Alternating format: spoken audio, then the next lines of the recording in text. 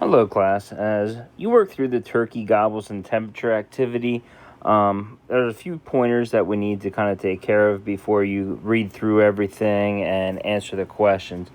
In this activity here, we have these temperature and average gobbles per hour and collected some data.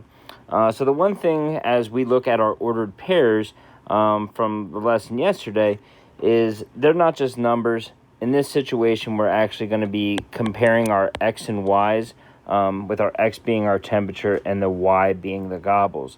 So as we go to try to graph this on the graph, each one of these values from the table would actually turn into an ordered pair. So that first one with the temperature of 6 and 31 would actually be the ordered pair 631. So if you kind of look down through the rest of the list, they would go as follow. So once we establish that all of these temperature and gobbles are really going to kind of work like X, Y's ordered pairs, we look over at the graph and it's completely blank. Now what we're going to want to look at is with our X-axis, we want to start establishing some labels.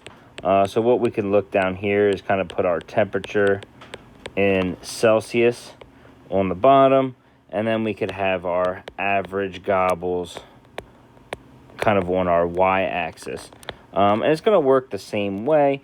The only thing is the only other thing we see here is there are a lot of little grids. And really, when we look at the values for our temperature, we really only need to get up to an 18. So obviously, if we count by ones, it's not going to get us like quite far enough. Counting by 1 might only get us about halfway for 20. So this one actually here is kind of set up to almost make these little grids counting by the 2.5. So as we kind of count through each one of them, just increasing by 2.5. So let's take a minute to kind of put those all in. So as you can see, counting by the 2.5 actually kind of makes each one of those little hash marks a 0.5. So try to go back in there and fill in the 1s, 2s, 3s, 4s.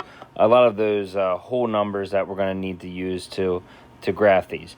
Now we look up the y-axis. It looks like we're trying to go from 0 to 31. This one here, obviously, if we try to count by 2 and 0.5, it's not going to get us far enough. This one here is actually one that might be a little bit easier if we just count up by 5s. So let's take a second to do that. So by counting by 5s, that would allow each one of those marks on the y-axis to count up by 0, 1, 2, 3, 4. So at this point, what we're going to do, I'll leave you at that to kind of work through graphing each of those points. It's going to work the same way. We're going to look for 6 and 31.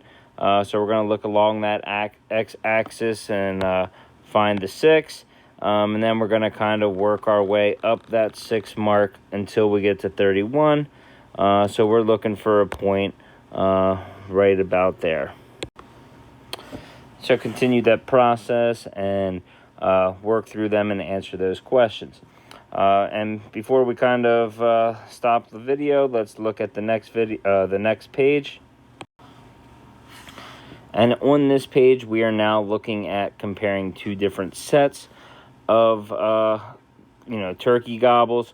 So this might be one where if we look closely, we're going to have the male turkeys, female turkeys.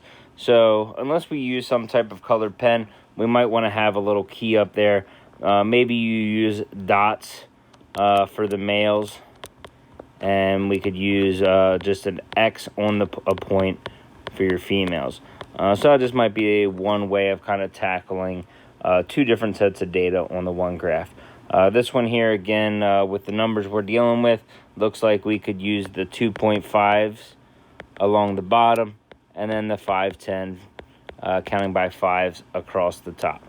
All right, so good luck with that. When you're done with this activity, got all your points graphed, make sure you turn that in.